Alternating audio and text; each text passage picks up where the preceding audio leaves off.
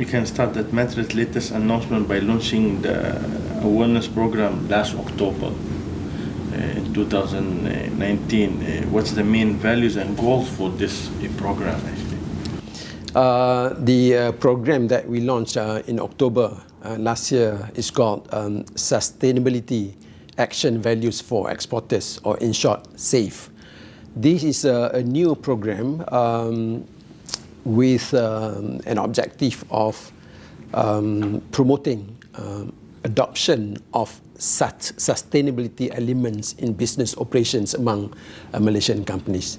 We would like Malaysian companies to continue to play an important role in the global supply chain by providing products and services that are sustainable. In line with United Nations SDG, Sustainable Development Goals, where emphasis is given on greening the world, as well as doing business in an ethical manner. So from trade perspective, we realize that more and more consumers around the world that prefer products that have sustainability elements, meaning products that are produced taking into account care for environment and care for people. All right. So since this is a new program, we will start with awareness program first. It is actually a 5-year roadmap, where it encompasses various aspects, starting from awareness creation, and then capacity building, benchmarking, standards, and eventually we're looking at awarding, recognizing the players who are successful in this sustainability area. So we are working very closely with other ministries, for example, Ministry of International Trade and Industry, Ministry of Energy, Science, Technology, Environment and Climate Change, or MESTEC. We are working with Ministry of Economic Affairs, MEA, and few other ministries besides several entities under United Nations. And we are also working with private sector, namely CIMB group, in creating the awareness among Malaysian companies about the sustainability again, and also develop the capacity of Malaysian companies, especially SMEs, by providing or organizing seminars, workshops, talks, trade clinics, and all that. 2 days ago, you announced that MIHAS will be postponed until next September. First of all, what are the main goals of MIHAS 2020? And how did this change of postponing the event, did it change the goals of the exhibition? Mm-hmm. Okay, MIHAS, or in short, Malaysia International Halal Showcase, this year is going to be the 17th time that we are organizing MIHAS. It was originally scheduled for the 1st to 4th of April 2020. But we have made a decision after thorough analysis, thorough consultation and engagement with stakeholders, with exhibitors and potential visitors to the show, that in view of the COVID-19, where there is sentiment globally that people are reluctant to travel, we decided to postpone the date of MIHAS to the 1st to 4th of September this year. So it will be in the second half of the year instead of the first half of the year. What it means here, when people are not willing to travel, then the value of an exhibition, for that matter, will be less. We want to make sure in this case, because MIHAS is an international event, where 40% of the exhibitors are actually foreign exhibitors, and coming from, we expect 90 countries, altogether. That is in terms of exhibitors. Then in terms of visitors, we expect foreign visitors as well. In fact, for our hosted buyer, this year we are going to double the number from 200 last year to 400 this year. Then it is only natural that people don't travel or are reluctant to travel, then we have to postpone the event. The objective here is because you want to give highest value to the exhibitors, to the visitors, and to the hosted buyer when they come to MIHAS. Nevertheless, the objective of MIHAS remain the same. The size of MIHAS remain the same, where for this year we are looking at more than 1,200 booths as compared to about 900 booths last year. So the plan was to make MIHAS this year the largest ever so far. All right, because last year we were saying MIHAS was the largest ever, but this year we will make it even bigger. With a number of booths, number of exhibitors, number of foreign countries participating in the event, and number of hosted buyers, like I said just now, from 200 to 400 this year, and number of visitors, international visitors also. So we want to make sure that MIHAS this year will give highest value to all of them. And therefore, we decided to postpone so that people have peace of mind when they come to MIHAS. Although, like I said just now, the situation in Malaysia is very, very much under control. We want to ask you, Dato, about Middle East market. You always emphasize every time, especially in MIHAS, about the importance of Middle East market and how important it is for Malaysia and trade events like MIHAS. We want to ask you, what are the main campaigns, or do you have any special campaigns this year, 2020, for your activity as MATRADE in Middle East?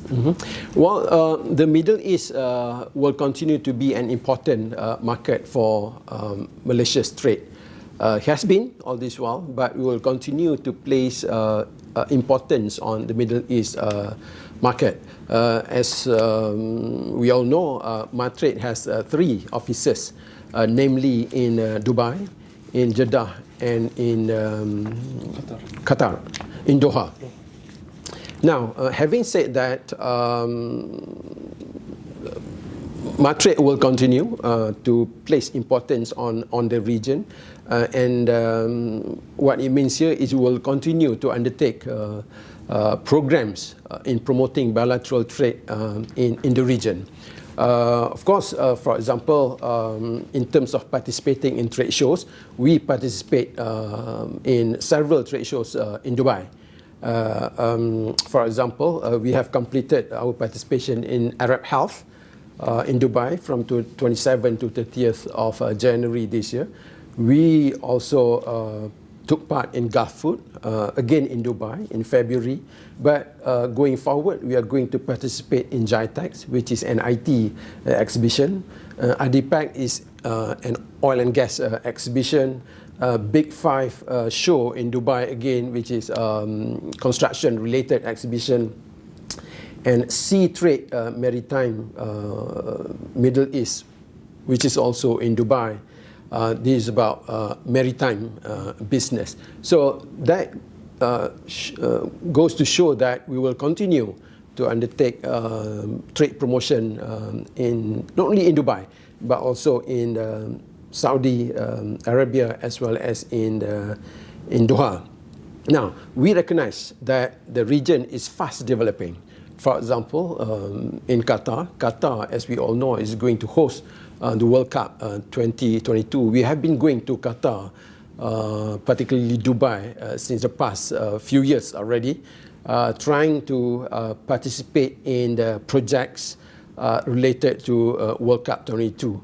Not only that, we brought companies that produce halal food or processed food for that matter, building materials, what do you call it, IT systems and all that.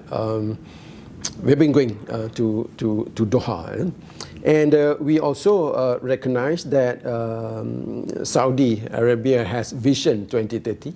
where they look at long-term plan to develop, to transform the country into a developed, progressive nation. And this provides another space for Malaysian companies to collaborate with local companies, to work on projects and production of, for example, processed food again.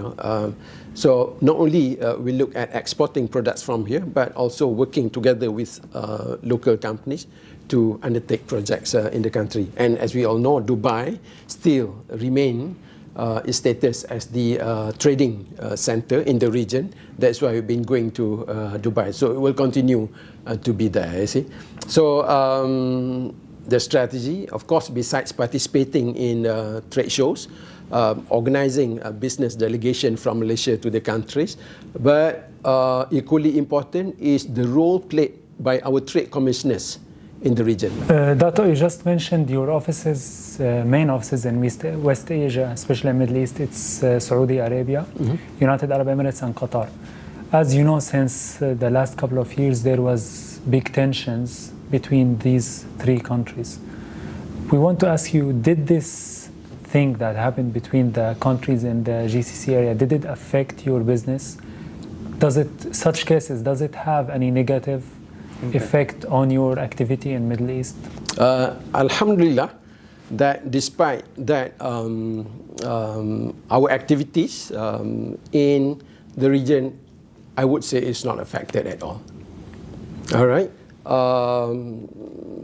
Like I said just now, we've been going to Dubai, we've been going to Saudi Arabia, and since the past couple of years, we have been actively engaging with Qatar as well.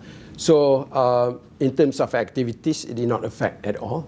In terms of trade, it did not affect at all, in my observation. So it is not a problem.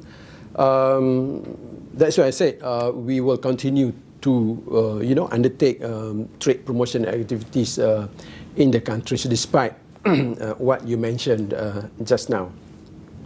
And what is encouraging to note is the response from the local companies towards Malaysia, toward our companies, has been very, very positive.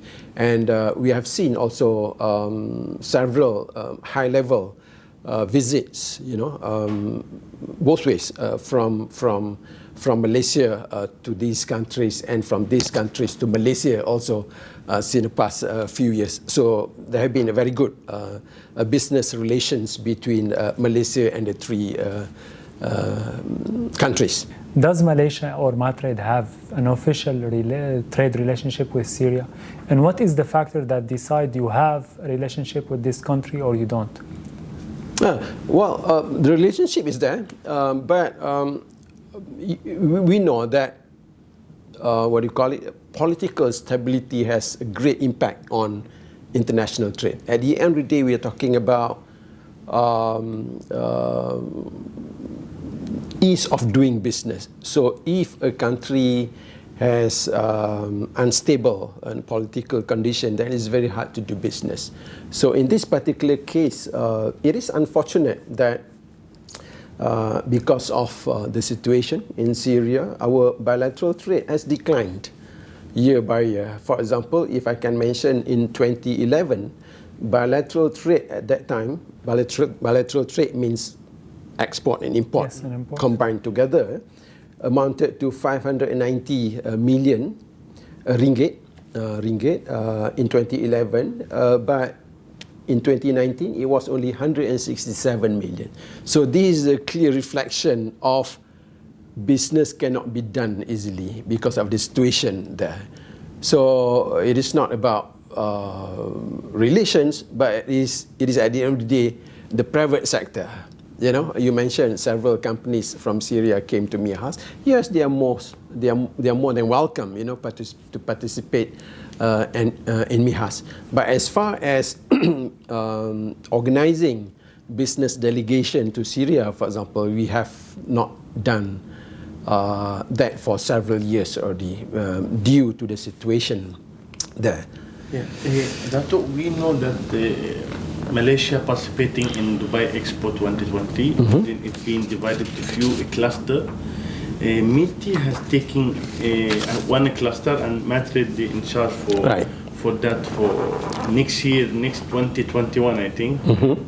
They are taking place. You guys taking one of the clusters. So what's the plan for MATRADE to present Malaysia in this one of the biggest shows in the world, which happens only every 5 years once? Right.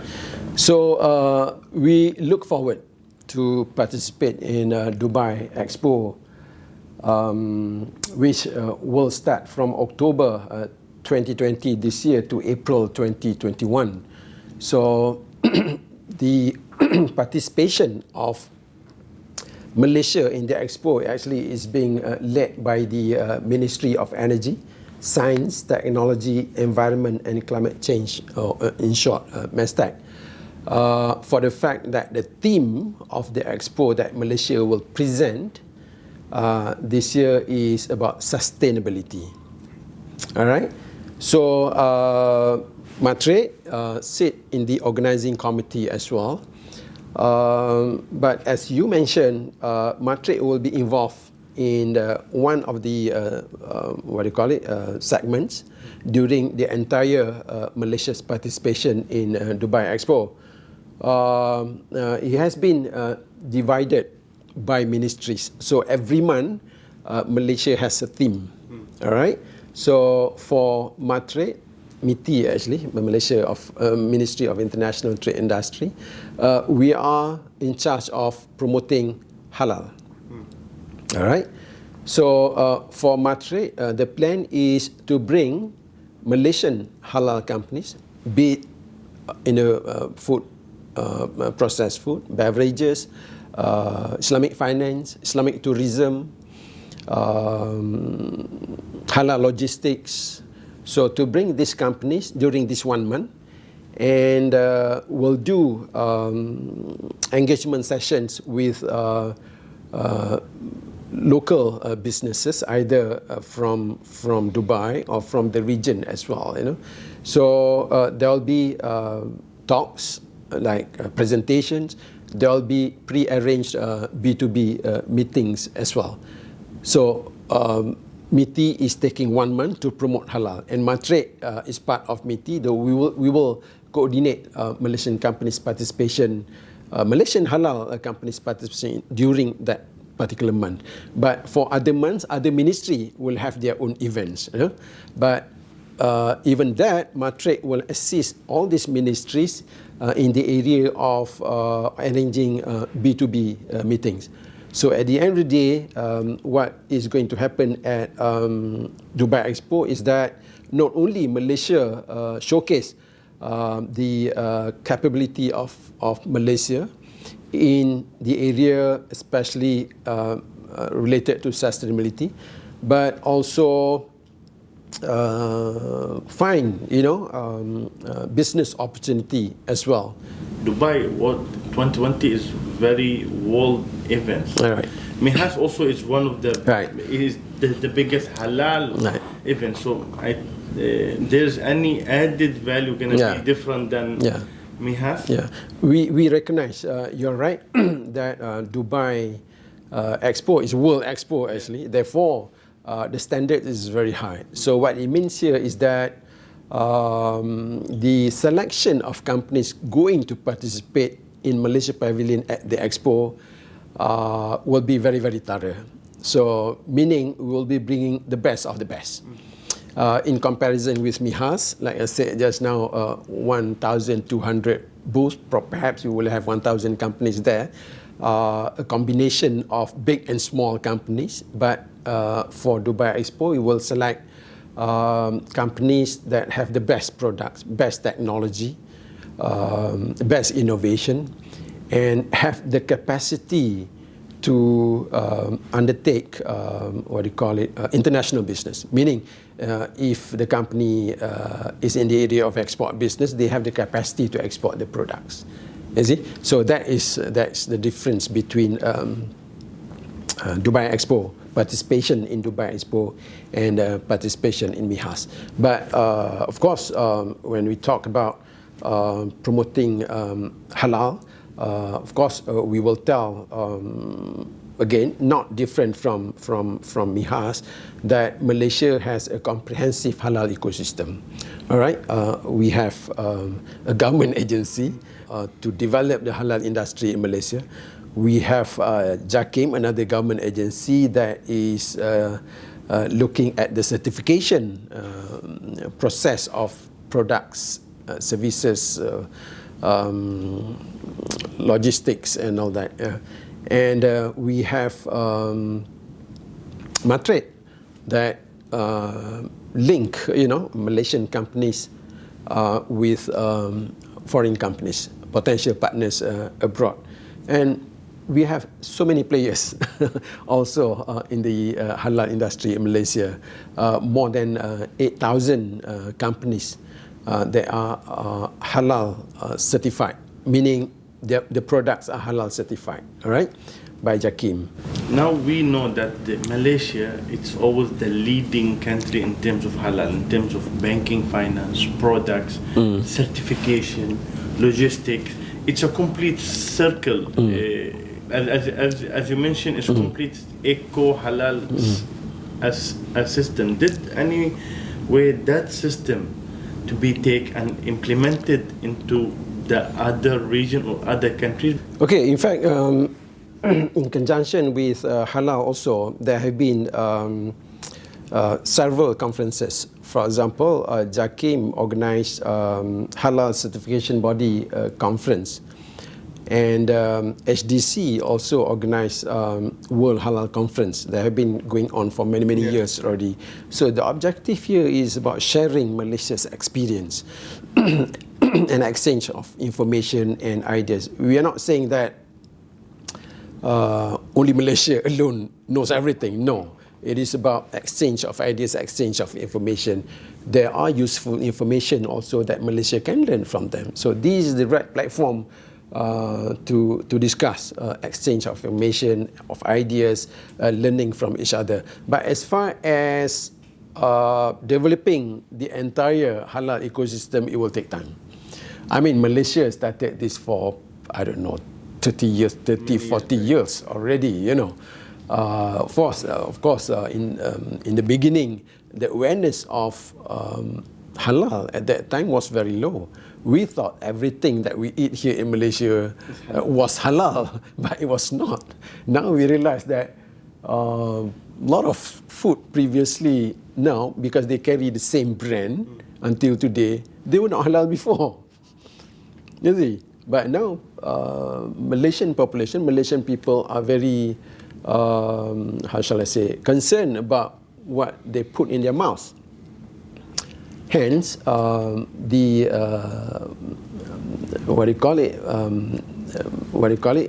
hence, halal industry is developing very well in Malaysia.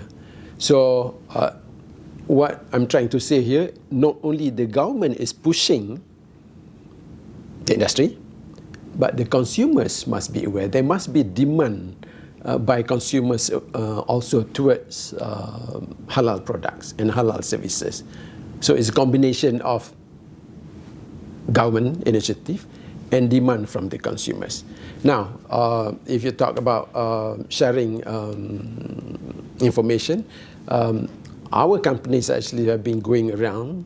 We know many of them that went abroad to how shall I say, undertake awareness program, and even to the extent of helping them to develop the halal certification in their country.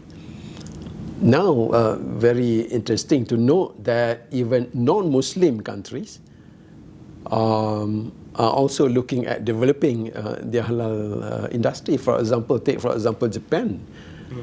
Japan has started to have interest to develop halal industry in the country quite some time already, and today they are hosting, or rather this year they are hosting Tokyo Olympic.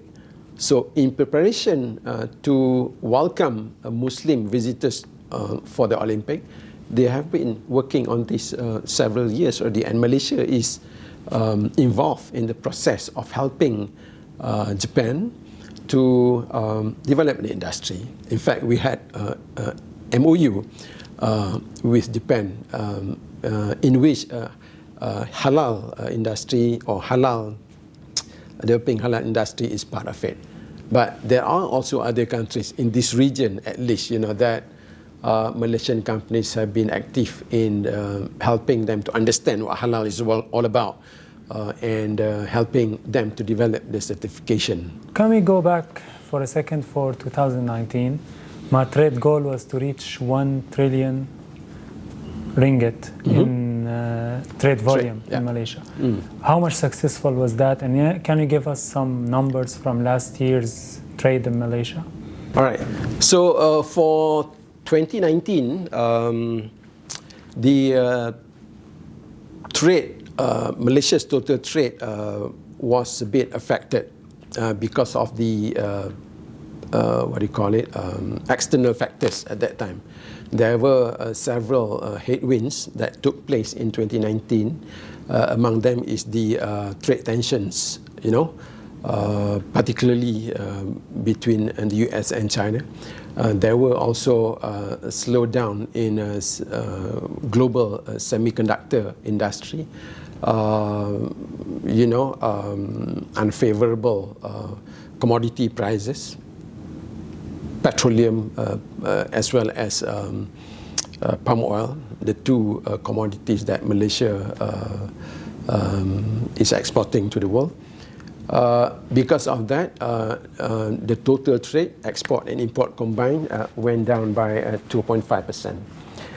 Export declined by 1.7% and import declined by 3.5%. Now, because import declined faster than export, then we had huge trade surplus on the other hand. And that is the positive aspect of it. In fact, the total trade, or rather total trade surplus, in fact, trade surplus that we recorded last year amounted to 137 billion ringgit, which was 11% higher compared to 2018. And this was the largest trade surplus since 2009. Again, why trade went down? Like I said just now, because of the external factors. Malaysia being the, Malaysia being involved in the global supply chain, particularly for products like electrical electronics. Then, like I mentioned just now, the global market for semiconductors went down. In fact, the entire economy of the world last year went down also. Not went down, what I meant is slowing down from the earlier projection. World Bank, IMF, both have revised the GDP growth several times last year because of the effect of these headwinds. So because Malaysia is part of the global supply chain, we were equally affected by the slowdown of global economy. When the economy of the world slowed down, it means that demand for products went down as well. Okay, so in terms of value, total trade last year amounted to 1.84 trillion ringgit. Exports amounted to RM 986 billion, and import amounted to 849 billion. So again, the trade surplus, the largest since 2009, amounted 137.4 billion ringgit. The top 5 trading nations remain the same. They are China, Singapore, United States, Japan, and Thailand. So in terms of trading nations, in terms of trading partners, in terms of key export products remain the same. For example, electrical electronics accounted for about 38% of Malaysia's total export. A huge a portion, a share of our export actually coming from electronics, besides petroleum products, chemicals. And what is interesting to note also, while I mentioned overall export went down by 1.7%, the domestic export increased by 1.4% actually. Domestic exports means exports of products produced within the country. That's what we want to ask about China, which is the biggest trade partner for Malaysia for the last 10 years. Now China is facing a big crisis with the COVID-19 virus. What we want to ask you is, how much did this breakout of the virus, all that is happening in China, people being, as you mentioned, reluctant to travel or afraid of traveling, how did this affect the trade between Malaysia and China? And how much for you at MATRADE, how much do you see the negative effect of what is happening in China right now? At the moment, we have not seen any impact statistically. In fact, the trade statistics for January is not out yet, all right? But we know the COVID-19 started in late last year, January and February. It is quite obvious that